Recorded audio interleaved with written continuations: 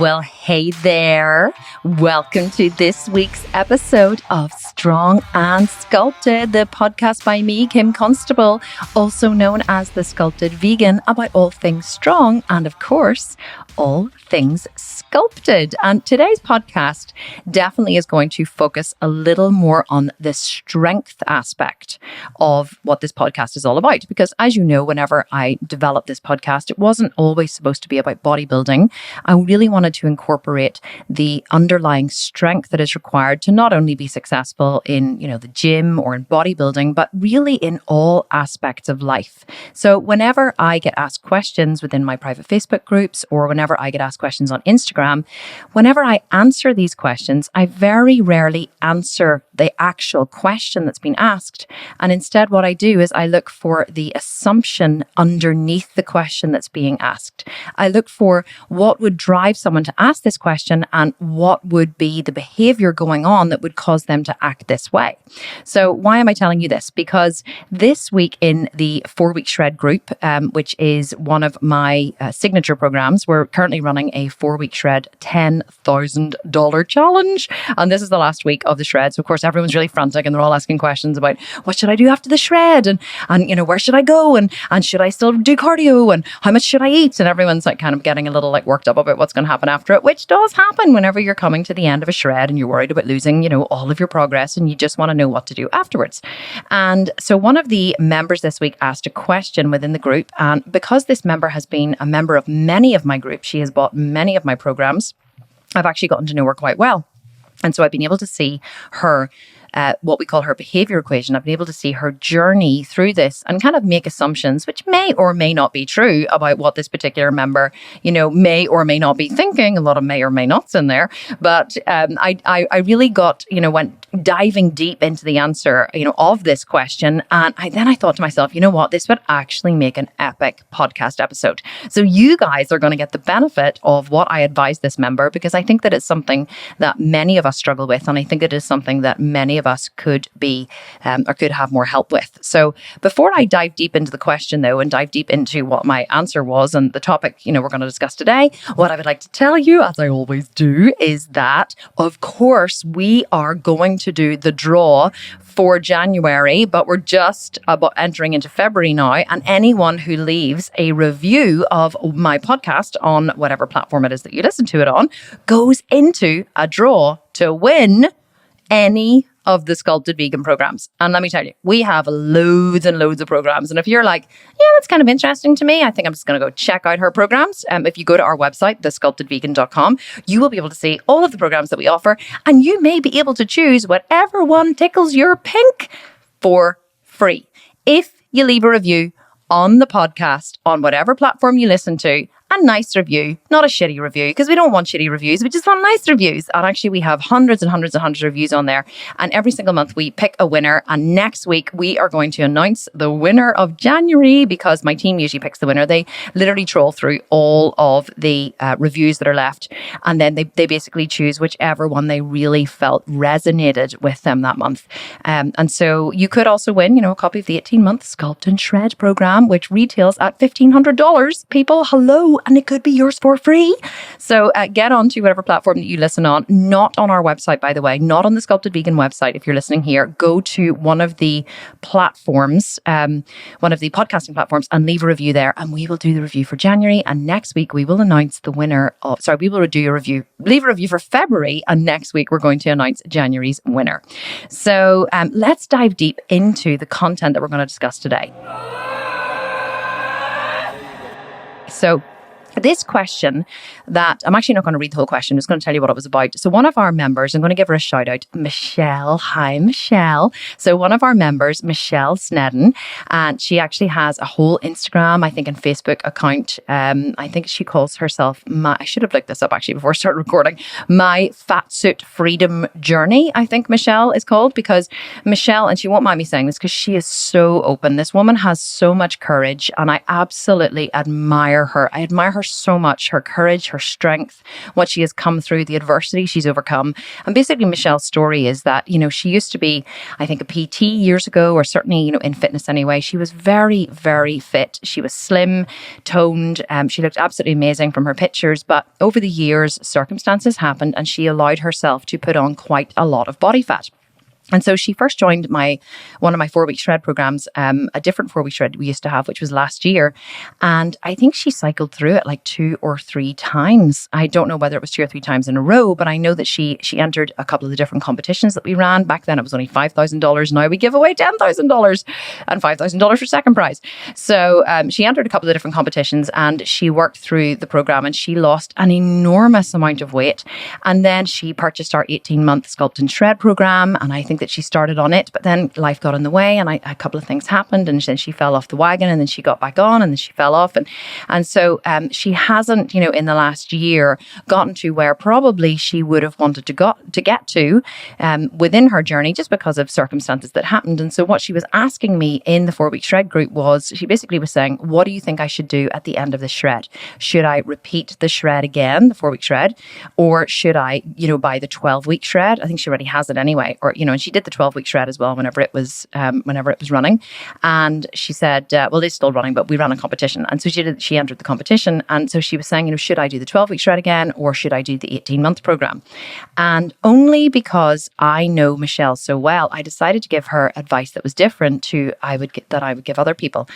Because, if anyone else was asking me that question and I didn't know them, what I would say was, well, it depends on your goal. Like, what is your goal? If your goal is immediate fat loss and you have, say you're like 25% body fat and you want to get down to 18% body fat, then yes, you could do the 12-week shred or you could cycle the 4-week shred again. I would have given them different advice. But because I've seen Michelle over the last year and I've been involved in her journey, I wanted to give her different advice. I think that advice today is very applicable to many, many, many people who, who suffer from the same affliction. Now, total transparency here. I asked Michelle, was it okay for me to give her this advice before I gave it? Like in the Facebook group, she was live on the Q&A and I said to her, I'm going to give you a little Mama Kim Smackdown. That's what they call it, a Mama Kim Smackdown, which is basically some reality data delivered straight up with a lot of love. So that's what a Mama Kim Smackdown is. And I do them very often in my Facebook group. So I'm like, Mama Kim Smackdown coming. And actually, quite often they post and they're like hoping to get a Smackdown.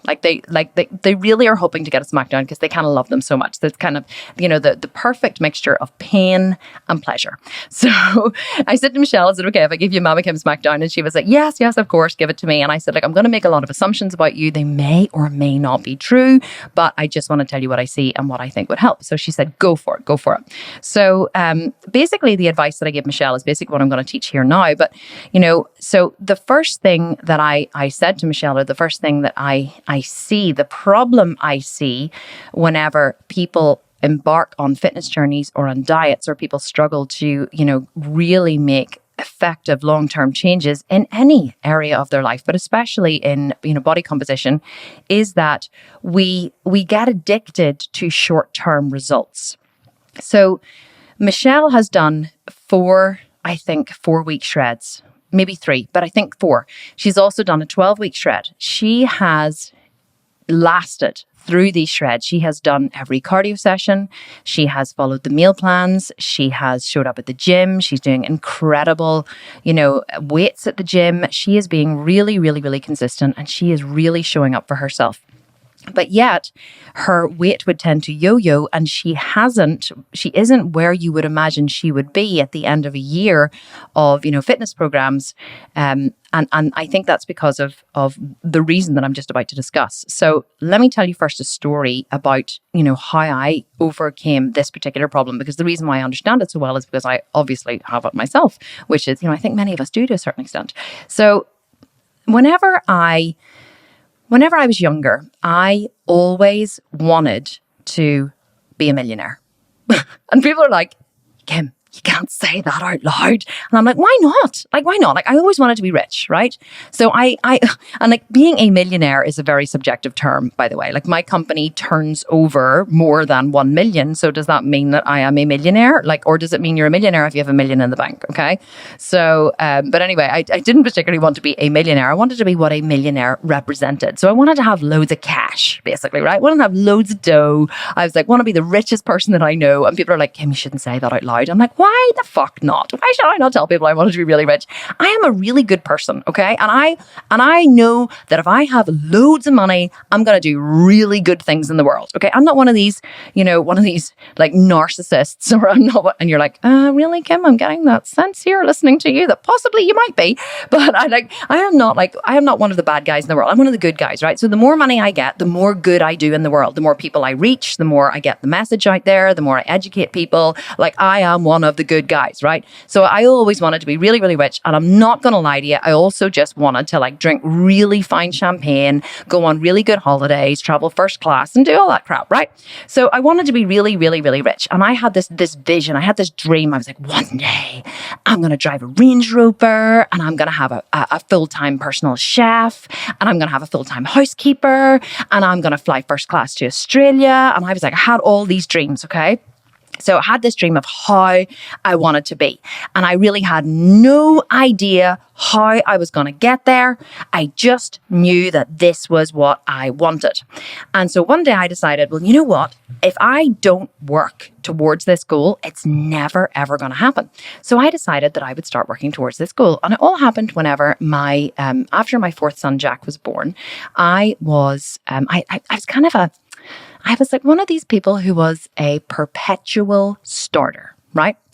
Maybe you might know one of these people. You're probably not this way yourself, but you know those other people that you come into contact with? Mm-hmm. Well, so what would happen would be I would constantly start businesses. So I would come to my husband and I would say, I've got this really, really good business idea and I think I'm going to do this business. And he would go, let me see the business plan. And I would go, well, I don't have one. And he would say, well, my husband is an amazing businessman. He's got an incredible mind. And so I would bring him my business plan and he would say, nah, it's not going to make any money. And I'd be like, no, but it really is. And he'd be like, Kim, the margins are too low. The volume is too high. You ain't going to make any money if you do this business. I'd be like, what do you know? You don't know anything. Forgetting that he was, running a very successful business.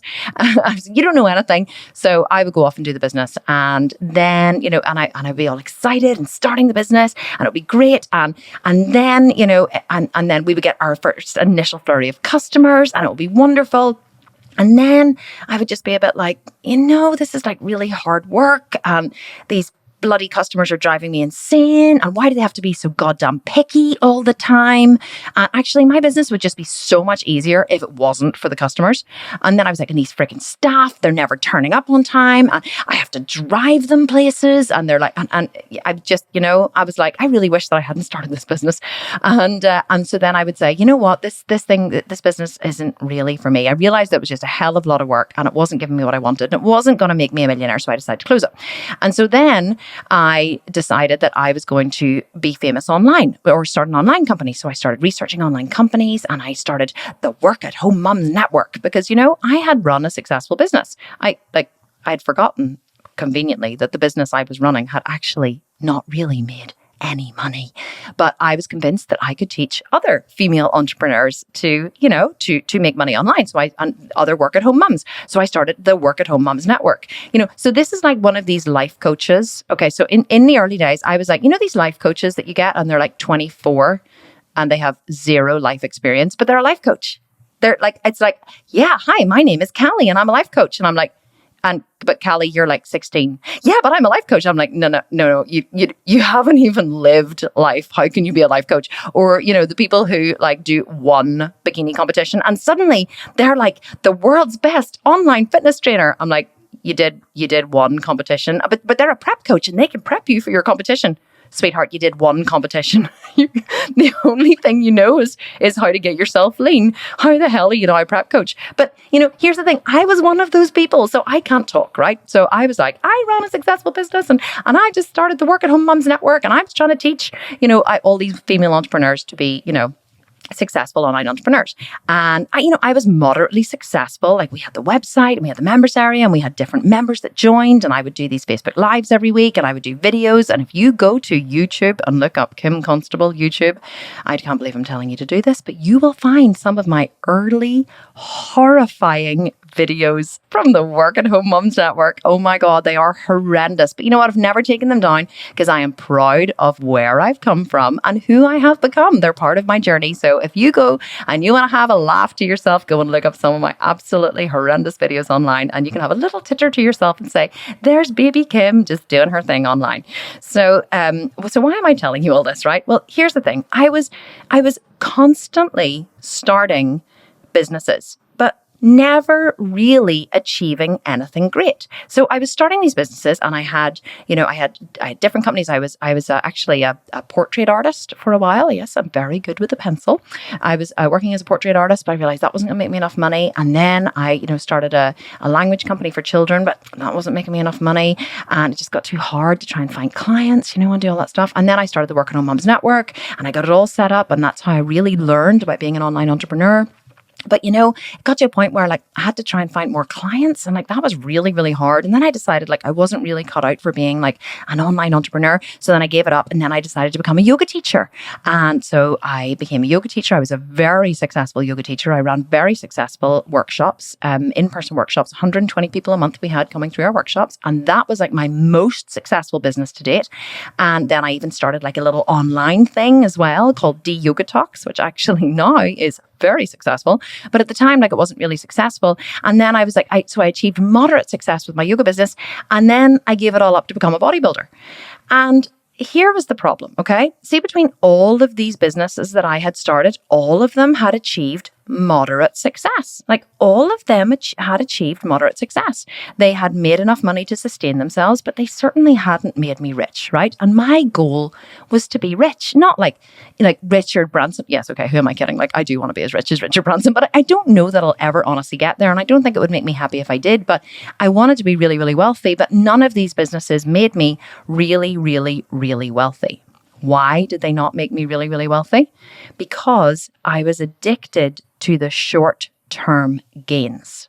I was addicted to starting the businesses, getting them to a reasonable level of success. But then whenever they got to a reasonable level of success, and it really turned into hard work, I tended to give up and go back to, the exciting part of building the idea and conceptualizing the idea and starting a whole new business again. So whenever I came to my husband and I said, I have this really amazing idea for a business, he went, oh my God, please, no, not another one. Because I had decided after Yoga Talks, I was like, no, I'm that's me. I'm done. I'm just going to be a stay-at-home mom from now on. I'm just going to I was a stay-at-home mom anyway, but I'm going to be committed to our 4 children. I was already committed to our 4 children, but I decided that maybe I just wasn't cut out for business. And then one day I came to him and I was like, I'm going to train for a bikini competition as a vegan competitor, and I'm going to start an online company called The Sculpted Vegan. And he was like, you're going to start a company called The Sculpted Vegan? And I was like, yeah, and it's going to be really good. And he was like, who or what is going to purchase these products? And I was like, it's going to be amazing. We're going to purchase to women over the age of 40 who are vegan, who want to look like a physique athlete. And he was like, oh, okay, Kim, there's just maybe 1 or 2 problems that I see here. And I was like, no, there's no problems. This is going to be amazing. And he was like, no, there's a couple of problems I see here. Firstly, seriously, 40-year-old women who are vegan, who want to look like a physique athlete, even if they've never stepped foot in the gym. Are you nuts? Second problem, Kim, you've never even done a bikini competition. You are not a physique athlete. And I was like, yeah, but I'm training for one, and I'm going to do one. I'm going to document my entire journey, and I'm going to make it into a program online. And where do you see it's going to be really successful? Do you think he believed me? No. And actually, part of him not believing me and really just being fed up with me, starting all these businesses and taking, all this time and effort and energy and not actually producing anything, part of his non-believing in me is actually what spurred me on to be successful, because now I do actually own the world's largest online vegan bodybuilding company. We do turn over multiple 7 figures per year. And actually, I did everything that I said I was going to do. And I have a full-time chef, a full-time housekeeper. I fly first class to Australia and we go on multiple holidays a year. And basically, I am living the life of my fucking dreams. Okay. And I make no apologies for it because I worked my bloody ass off to get here. Okay. But here's why this story is relevant, right? And here's why I have experience with this. Simply because in the past, I wasn't willing to do what it takes to be the success that I wanted to be. And the reason why I wasn't willing to do what it takes is because I kept giving up before I got there. And this is the problem that I see time and time and time again whenever people want to achieve greatness, but they never, ever get there, is because having something that you want requires doing something that you've never done. And I've totally butchered that quote. It kind of came to me at the last minute. And I was thinking, it's like, in order to get something you've never got, you have to do something you've never done.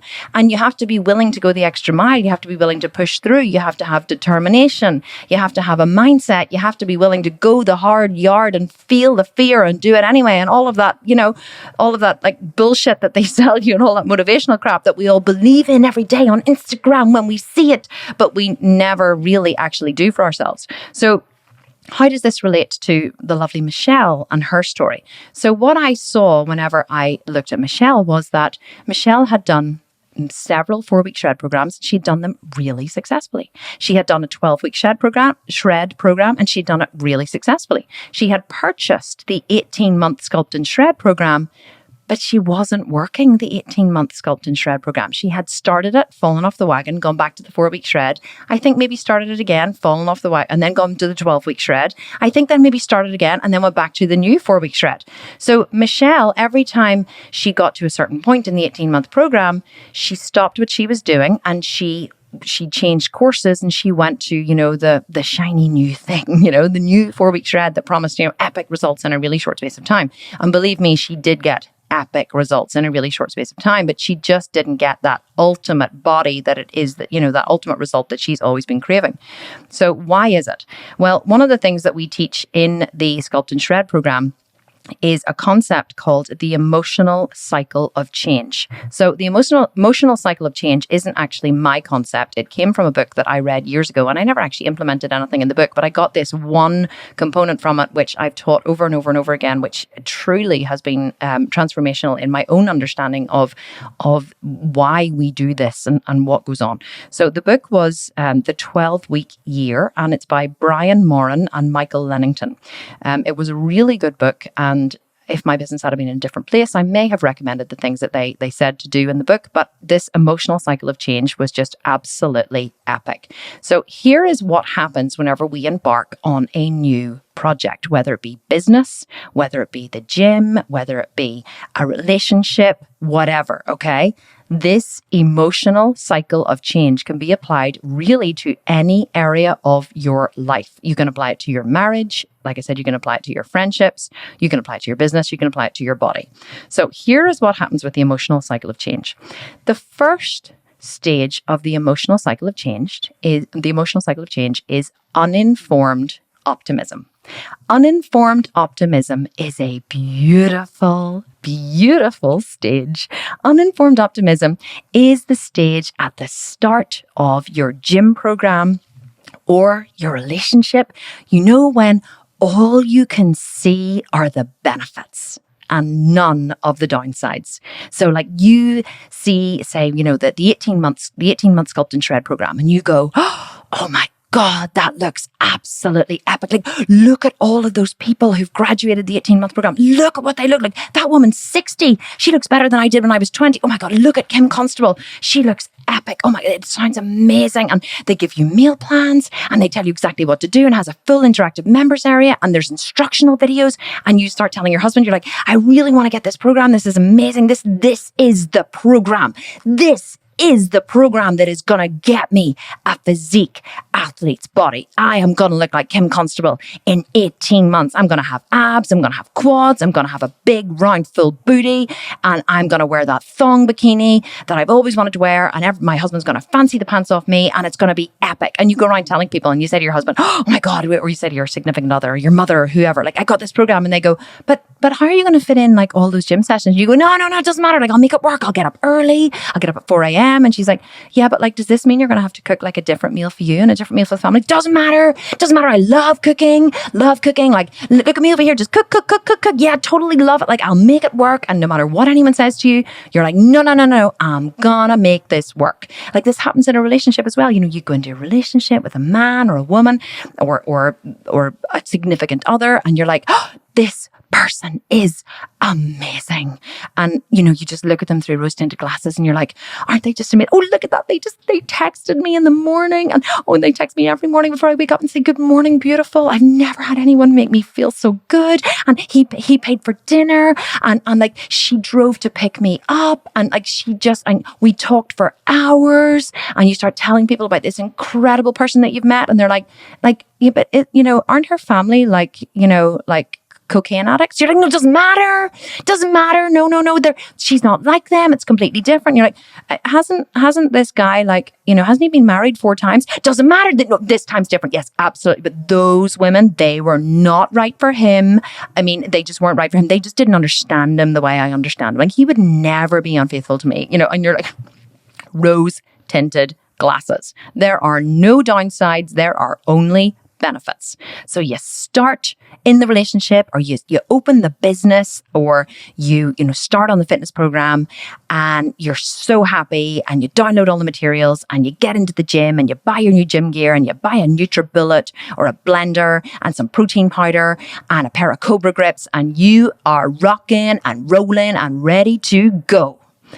And then after a little while, you enter the next stage of the emotional cycle of change, which is informed pessimism. So informed pessimism is a very different stage to uninformed optimism, because this is where you've been doing the program for a while, or you've been in the relationship for a while, or you've started the business for a while, and you're starting to realize that it's not all just as rosy as you imagined it might be. You're beginning to perceive many of the downsides and not just as many of the benefits. So this is where, on the 18-month Sculpt and Shred program, which is opening in March again, by the way, you join the program, and now you're kind of, maybe 2-3 months into the program, and you're like, I really thought that I would be seeing more changes in my body by now.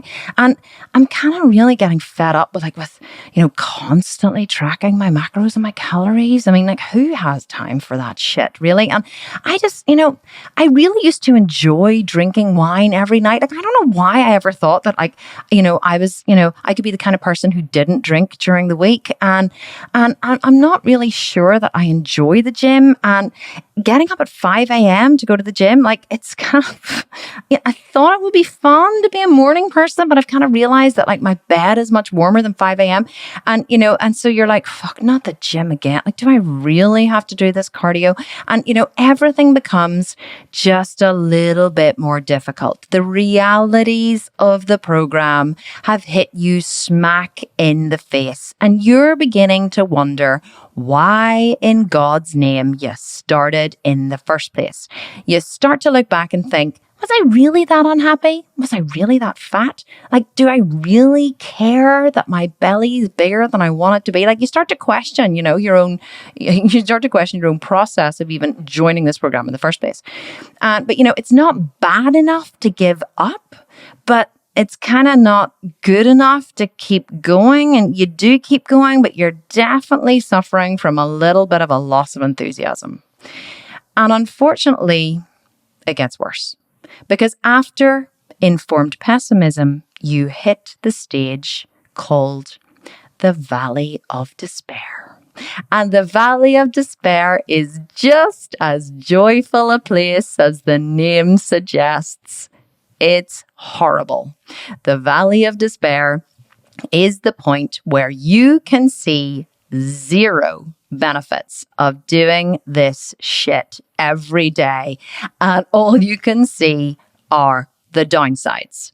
This is the point that I reached in every single business that I started before The Sculpted Vegan. And I did reach it in The Sculpted Vegan as well at one point. This is the point where everything you are doing looks, feels, and tastes like work. There are no upsides in the valley of despair. Getting up in the morning to go to the gym is a bloody nightmare. You hate the gym now. You hate those disgusting, thin little instructors that like smile cheerily at you as you come in the door in the morning. You're scowling at them like, I don't want to be here. You know, you detest getting up to do cardio. You are so over counting your macros and calories.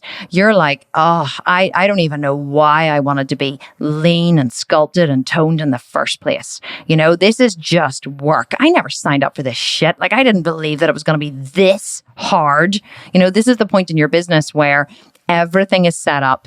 You know, you're not launching anything new. You've got your business, you've got your website, you've got, you know, your first flurry of customers, you know, and you know, the business has started to tick along, and now it's become a job. You show up 9 to 5, you do the work, you know, you thought you were going to make millions. There's no millions coming in. Cash flow is a daily struggle. You're working your bloody ass off, and actually you're not even earning any more money than you were earning whenever you were in employment. In fact, you're earning less money than you were earning when you were employed by someone else. And you start to look back and go, maybe it wasn't all that bad. What on earth was I whinging about? I got paid holidays.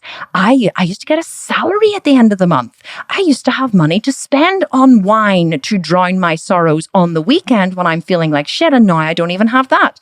It's the same as in a fitness program. You're like, I feel so shitty and I used to love the weekends, but I'm on this bloody calorie controlled diet because I told myself I wanted to look like a physique athlete, and I can't even drown my sorrows in a bottle of wine in the weekend. And the valley of despair is a really crappy place to be.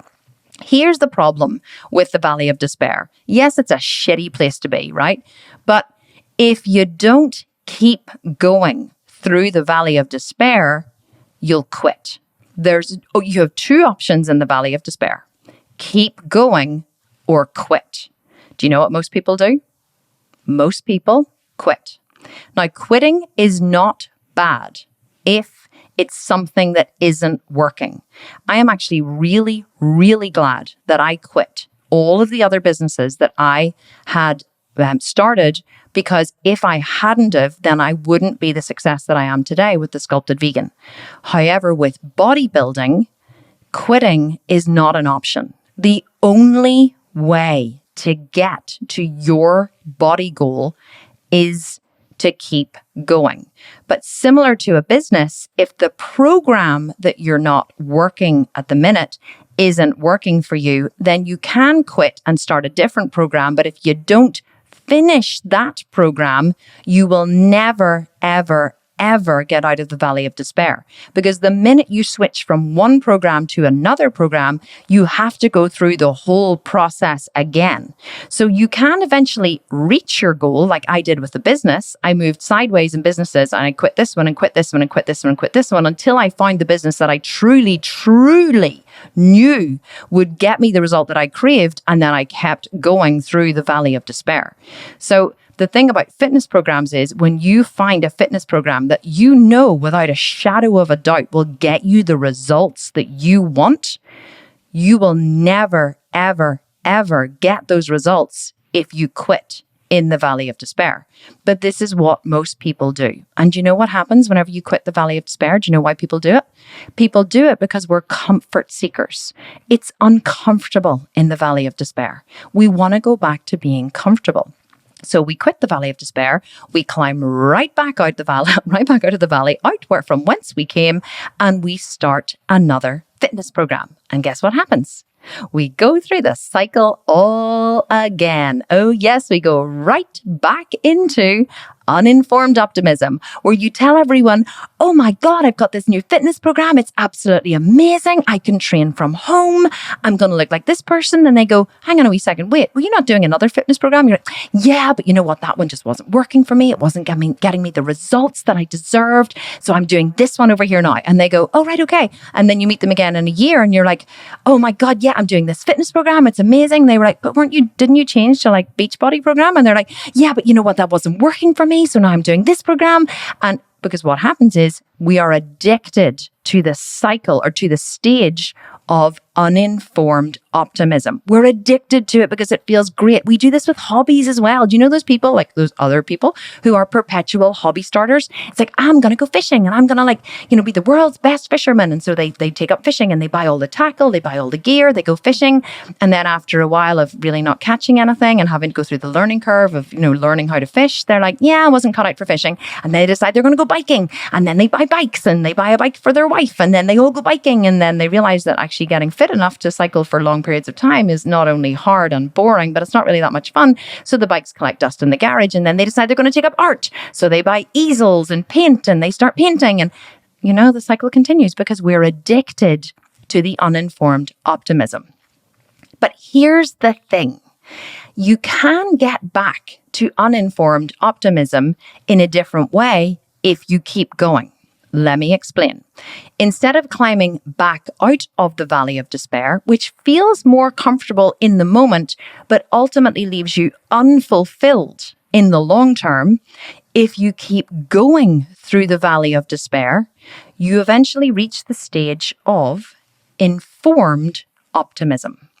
Now, informed optimism is a beautiful stage because once again, you begin to feel optimistic. But this time it's informed optimism because you know how to work the program. You are informed of the upsides and you are informed of the downsides. You know that it's work to count your calories and macros and meal prep, but it doesn't really seem as hard as it did in the beginning whenever you first started because now it's just second nature. You can whip out MyFitnessPal and you can whip up a recipe or input your day's, calories and macros it takes you 2.5 seconds now. You can create a weekly meal plan for yourself on a 1,500 or a 2,200 or whatever calorie count and it takes you literally 20 minutes. You're so efficient at doing it. You go into the gym and it takes you 40 minutes to do your workout because you walk in. You don't even need to look at the videos in the program anymore. You know exactly what a lat pull down is. You know what a close grip pull down is. You know what a bent over barbell row is. You know what a seated close grip cable row is. You know what a deadlift is. You get in there, you get the workout done, you lift intensity to failure and you leave. So the work has become easier.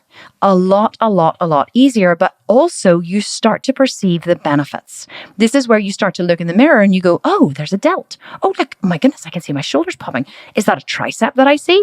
You start to notice that your booty is higher and tighter. You start to notice that your legs are growing slightly. People have started to comment and say, wow, you look amazing. What is it that you're doing? People come up to you in the gym, dudes especially come up to you in the gym and they're like, I've noticed you in here, like you've been really dedicated and I have to say you look amazing. Are you training for a fitness competition? You're like, me training for a fitness competition? Oh my God, I thought I was an athlete. This was amazing. And so, people start to notice and you start to make friends at the gym and you start to be able to ask people for a spot.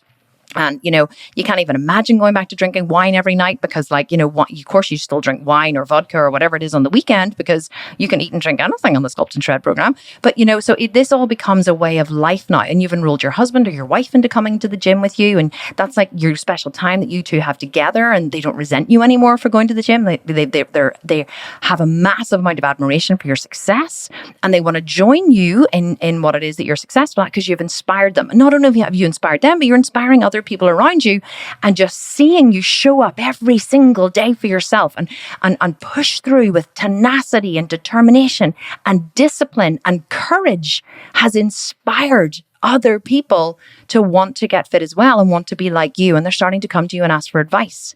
This is the stage of informed optimism. This is where you really start to see the benefits. It becomes a way of life and giving up is no longer an option because you have traversed the valley of despair. You've made it to the other side.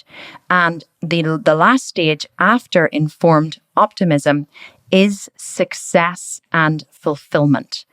I have now reached the stage with the Sculpted Vegan and also with my body of success and fulfillment. And I guess whenever I do these podcasts or whenever I teach, I tend to link these two things together because I started them at exactly the same time. My business and my body are very intertwined in terms of, success for me, because I built them both at the same time, and one was built off the other. I couldn't have built my business if I hadn't have committed to building my body. So I do tend to intertwine them, but success and fulfillment is the stage that I've now reached. I am extremely happy with my body. I'm extremely happy with the amount of muscle that I have, with the shape my body has. And, now I'm just making small changes, incremental changes, marginal gains. Like I'm adding a little more size to my glutes. Trying to add a little more hamstring. I want slightly wider lats to give myself a more hourglass figure. So I'm working on these little incremental changes. Same with the Sculpted Vegan. It's running very efficiently. We have a very good turnover. We have a monthly recurring revenue. The business we've been in business 3 years now. We're out of the danger zone. We have great cash flow. I have a team of 15 people worldwide. I don't even work in the business anymore. I have a team to run the business for me, and I just work in the areas where I am very, very strong and where I'm most needed.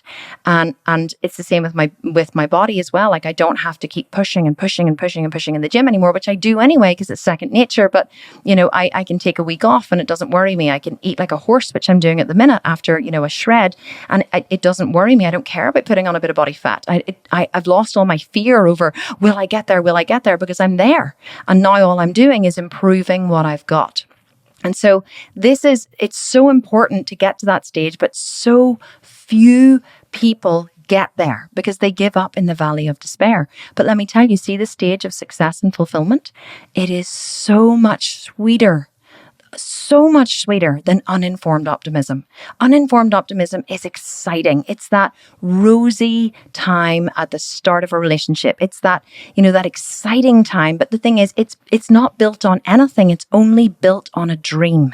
So, excitement over a dream will only last for so long because a dream isn't reality. It's only in your head. But when you reach the stage of success and fulfillment, it's reality. It's in front of you. It's what you do every day. You can taste it, touch it, feel it. You can experience it. You're not just experiencing it in your head. You're experiencing it with your whole being. It's like whenever I used to dream of being a successful, online entrepreneur years ago, or just being successful at anything, not even successful online entrepreneur, but I used to dream of flying first class to Australia. I used to dream of having a full-time personal chef at home. I used to dream of having a housekeeper. I used to dream of being able to take vacations with my family and work when I wanted to and not work when I didn't want to. And I have all those things now. I have them now. I wrote a post on Instagram, which actually, my God, created so much hate, believe it or not. It's amazing how, talking about your success or talking about money brings up people's issues. But I am more than happy to talk about the money that I have made. And people may be like, oh, look at her over there, Miss fucking Fancy Pants, talking about her money. Let me tell you something. I've earned every single penny that I have made. And I am proud to talk about it. I will not hide the fact that I worked my ass off. I sacrificed time with my family. I sacrificed time with my husband. I risked. I had sleepless nights. It was one of the hardest things I have ever done. But you know what? I have earned the right to celebrate my success. And I have earned the right to celebrate the success that I have achieved with my body. Personally, professionally, I have earned every single inch of my success. I will not apologize for it. I don't give a fuck whose issues it brings up. I don't give a shit if looking at my success makes you feel bad about yourself, because that is on you. And that's what I said, not you guys, because you're listening to this going, Kim, I swear to God, I'm really happy for you. No, it didn't mean you, because you guys listening to this, I love you so much. I love you all. Here, I'm sitting in my office, right? I'm sitting in my office here, talking into a microphone, wearing a pair of headphones, right? Looking like a total dork. But I know that I'm not really sitting here in my office talking to myself. I know I'm talking to you. Yes, you who's listening to this. I'm talking to you, and I want to tell you something. I love you because you are one of my biggest supporters, and I appreciate every single one of you. And you would never tear me down, and I totally and utterly appreciate that. And you want success for yourself, which is why you like listening to me. I get it, and that's why I love teaching you, because you're so, avid to soak it up. I love you guys, but there are some really, insecure, mean, shitty people out there who say horrible things. And I am not going to apologize for the success that I have, because I made it through the emotional cycle of change. I made it through the valley of despair, and I made it to success and fulfillment. And let me tell you something, I'm not living that dream in my head anymore. I'm walking on the beach in a G-string bikini. I am loving my 40-year-old body, which is a better body than I had whenever I was 20. I am loving flying first class. I am loving having a private chef to cook me food so I don't have to think about cooking food every day. I love the fact that I haven't done a load of laundry in 2 years because I have full-time help at home, 7 days a week. So I'm not going to apologize for that. And let me tell you, it tastes so sweet. I'm not saying this to make you feel bad. I'm saying this to inspire you. I did it. I did it at 37 years of age. I started my company at 37 years of age. I started bodybuilding at 37 years of age. I haven't been doing this for 20 years. I haven't been doing it like my whole life. I haven't been in fitness my whole life. Yes, I was a yoga teacher before this. If I can do it, you can do it too. And let me tell you, the success and fulfillment stage is incredible. I want everyone to come over here. It's like, come on in. The water's amazing, but you're just going to have to swim through like the fucking shallows over there with the sharks and the piranhas before you get here. But it's worth it. I'm like, dive in, go for it. Swim really fast. Keep going. You know, it's once you're over here, it's really, really sweet, but you ain't going to get here, people, if you keep giving up. If you keep giving up, listen, is it easy to get here? No. That's why hardly anyone is here. That's why they're all over there complaining about it and bitching and whinging at me on Instagram because I'm posting pictures of me flying first class to Australia. You know, let me tell you, you've never met a hater doing better than you. Never met a hater doing better than you. So anyone who's out there online or anywhere in the world trying to tear you down, let me tell you, you'll never meet a hater doing better than you. So, you know, the reason why I wanted to talk about this today was if you want to if you want to grow, you have to increase your complexity. To bring it back to what I was saying in the very beginning about Michelle what I said to Michelle was, you have built complexity in a certain area. You've built it in the 4-week shred and you've built it in the 12-week shred. You have shown yourself that you can complete the emotional cycle of change necessary to complete a 12-week program. Now you need to push yourself, I said to her. You need to finish the 18-month and increase your capacity. You need to increase your capacity and you need to increase your complexity and set a longer term goal. 18 months is a shit long time, I tell you. But you know why I created the world's only 18-month fitness program? Because it's the only thing that's going to get you the body you want.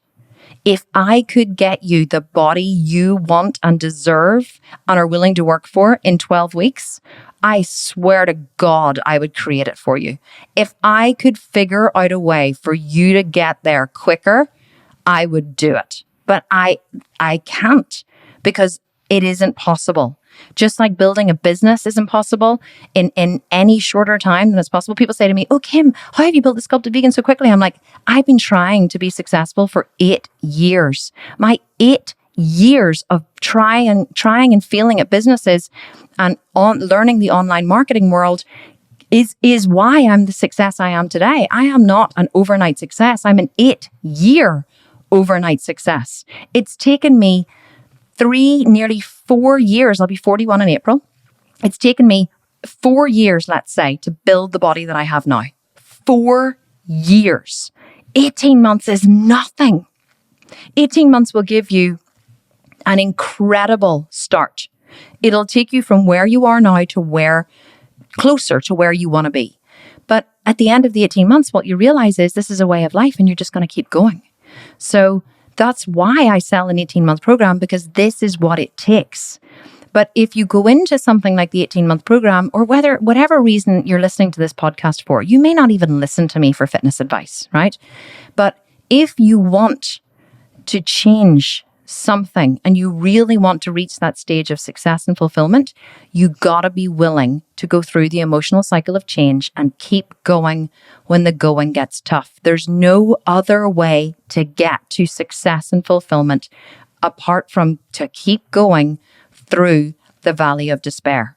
So Michelle, who I'm talking about here, isn't the kind of person who gives up. Michelle has completed the 4-week shred. She's completed the 12-week shred, but she hasn't yet reached her goal. And that's simply because her goal has been too short term. It's too short term.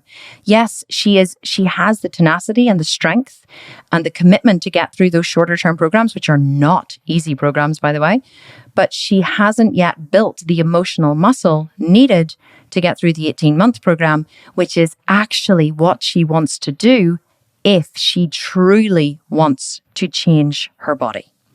And unfortunately, that's what it takes. But the only way to get there is simply to keep going. The reason why I realized what it takes to really change your body whenever I started bodybuilding was because I set a goal of doing a bikini competition. And whenever I found a trainer and I said to him, I want to do a bikini competition, he looked at me and he said, it's going to take a year. And I was like, what's going to take a year? Because I thought I was pretty fit. He was like, it's going to take a year for you to get in shape to do one. And I was like, no way, I'm a yoga teacher. Like, I look amazing. And like, I was so deluded. He just kept saying, no, you need more legs. You need more legs. I was like, what are you talking about? I need more legs. I have great legs. I had these skinny little pins. And I just thought I had great legs. And he, like, obviously no ego at all. Like, yoga teacher, no ego. No, Kim. And so never really suffered from lack of confidence, I have to say. But, he told me I needed more legs. And I was like, no, I don't. But so anyway, then once I began to realize, I began to research online and look at all these bikini athletes, I was like, oh wow, yeah, like I look nothing like that. Like I was like posing and trying to like replicate these poses in the mirror, and I was like, oh wow, like I really have a distorted view of what I look like. I definitely don't look like that. So I think that, setting the goal of doing a bodybuilding competition, if I hadn't set that goal, I don't think that I would be as successful as I am today, because that is what taught me what it really takes. I started training for competition in April. I didn't stand on stage until the following April. So I built muscle from April to December, and then I did a 4-month shred, January, February, March, April. And then I stood on stage, I think the first time, was it my birthday? I think it was the day after my birthday. It was like the 15th of April was the first time I stood on stage. It was exactly 1 year after I started training. And even then it wasn't enough to build muscle. That's why my program is now an 18-month program, where it used to be a 12-month program, because I realized that that's just what it takes. So if I hadn't have done that, I probably wouldn't have really understood what it takes to work towards a long-term goal. And I think because I had the goal of standing on stage in mind, that's what kept me going. That's what kept me going. I wouldn't let myself give up. And of course, I developed the Sculpted Vegan at the same time. So I knew that I was developing the business too at the same time. So it was just kind of an idea then, but it was something that I had been searching for online that I hadn't been able to find. And I thought, well, if I'm searching for it, there's loads of other people I'm sure searching for it, which is why I decided to create it into a business. So just to finish up here, what I really want to say, or what I've tried to teach in this, is that you don't allow yourself to get stuck. I think that whenever you really, really, really want something, you have to set a long-term goal. Whenever I first started in bodybuilding, I set a goal of standing on stage, and I knew it was going to take me a year. So I was committed to that process. I knew what I wanted to look like. It was very, very specific for me. I was like, I want to wear a red sparkly bikini. I want to stand on stage. I want to have abs like this, glutes like this, legs like this. I had a very clear vision in my mind of what I wanted to look like. Did I look like that when I stood on stage? No, I looked nothing like the vision that I had in my mind. My posing was horrendous. Even though I practiced like every day for 12 weeks, it was still horrendous. I didn't get lean enough because I didn't follow my coach's plan. I certainly did not have enough muscle. My butt jiggled on stage. I was standing on stage with a bunch of like 19-year-olds. I entered first time bikini. Never should have done it. Should have gone into the over 40s class, which I did as well. Over 35s, which I did as well. I ended up winning that class actually.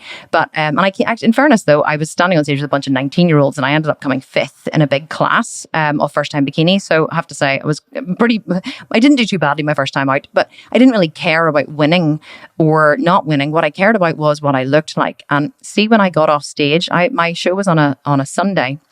I got off stage on the Sunday. We didn't get back home till like 1 o'clock in the morning because it was quite far away from my home. I got up the next morning and I went to the gym and I trained. I didn't even take a day off. I went to the gym and I trained because I already had my sights set on the shows the following year. Because I was like, I knew what I wanted to look like. And I was bitterly disappointed that I didn't look the way I had wanted to look. And I worked my ass off for the whole of the next year. The whole of the next year, I fell halfway through the year into the valley of despair, and I just kept going because I had my eye on the prize. So you have to commit to the long term, and you have to understand the emotional cycle of change and just accept the fact that it's going to happen. There is nobody who has achieved any level of success in this life has not gone through the emotional cycle of change.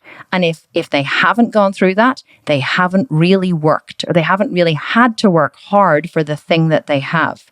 You know, there's people in this world who are very naturally talented, and then they fall into something and they become successful at it. And then you'll say to them, wow, like, how did you do this? And they're like, yeah, I don't know. It just kind of happened. Like, I got some good opportunities and whatever. These people have probably never had to go through the emotional cycle of change, simply because, you know, they were hit by good fortune or whatever. When you've had to work your ass off for every single thing that you have, you appreciate it more. And not only that, but then you can teach it to others, which is why I can teach you guys, you know, now what I've learned. And so, which is why I'm happy to say, yes, I have a personal chef. Yes, I have a full-time housekeeper 7 days a week. Yes, I have, you know, I can fly first class to Australia.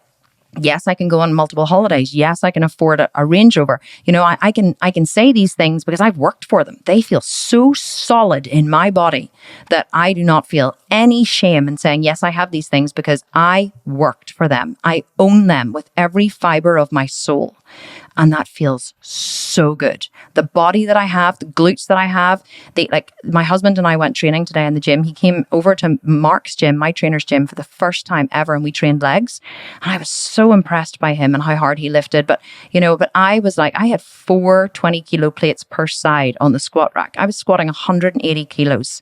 And for 6 good, I think it was 8 good deep reps on my final set.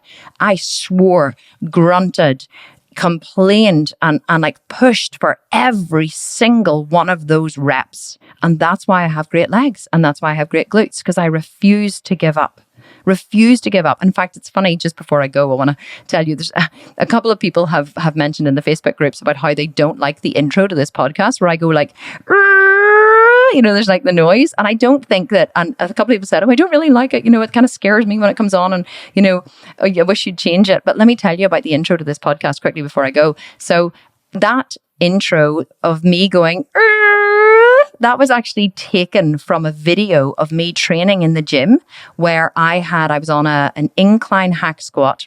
I had 190 kilos on the incline hack squat, the heaviest I've ever squatted.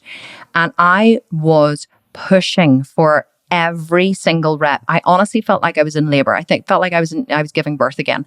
And that was a very guttural, I don't know how you pronounce it, sound that came from me in my final rep of my final set. And my creative director in the Sculpted Vegan, Mark, he extracted the audio from that video, and then he combined it with like the music at the start of which I love. And so every time I listen to that sound, it transports me back to the incline hack squat, where I literally left my soul on the gym floor for that one last rep.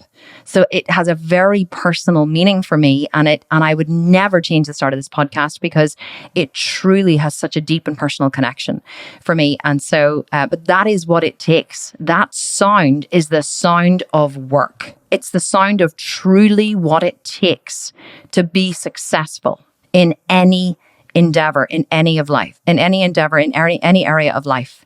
And that valley of despair is the place where you just got to keep going if you want to get there. So that was my advice to Michelle, who asked the question. My advice was, Michelle, I think you should jump into the 18-month program and fully commit with your whole soul to getting the results that you want. And I said to her, you know, the coaches and I are here with you. I am in the private Facebook group every day. I said, I am committed to you. If you're willing to commit to yourself, I will commit to you.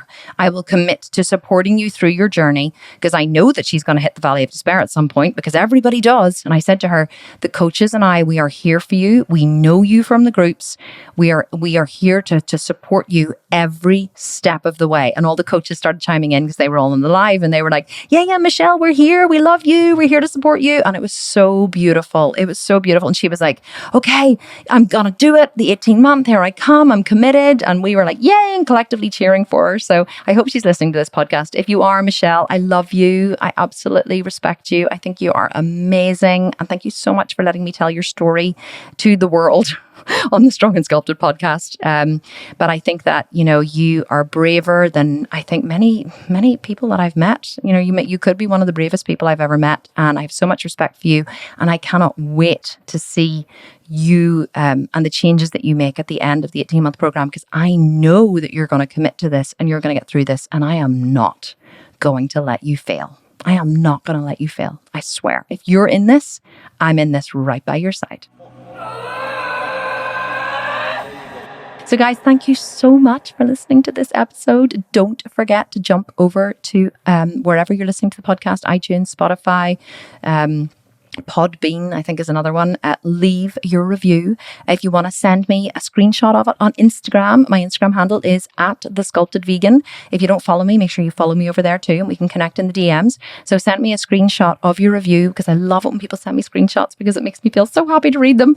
So definitely send me a screenshot over there, and you could be the next winner of one of our programs in February whenever we do the draw. And don't forget, we are launching the Strong and Sculpted program in March as well. Only opens once a year, and it's opening in March, and it's so exciting. I cannot wait. I love bringing new members into the Sculpt and Shred and just seeing what they do and just committing to them. It's incredible. I remember, just to leave you with a quote before I go, Margaret Mead, it's one of my favorite quotes in the world, and she says, never doubt that a small group of thoughtful citizens can change the world, because indeed it's the only thing that ever has. I absolutely love that quote. And every time I see these women in my groups just pushing forward, striving, achieving incredible things, it inspires me to be better, do better, and just show up for myself every day, because I see these women doing the same thing. And I just want to show up and be better in myself so that, we can all inspire and lift each other up, because really that's just what it's all about. So with that lovely little rosy thought, I'm going to leave you. I'm going to say thank you so much for listening. I love each and every one of you. And I promise you, I really do. It's like, you're like, you don't even know me. You can't say you love me. I swear to God, love each and every one of you. I love reading the reviews on the podcast. It really makes me feel so happy. Have an absolutely wonderful rest of the week wherever you are. And I will speak to you next week for another episode of Strong and Sculpted. This is Kim Constable. I will talk to you very soon.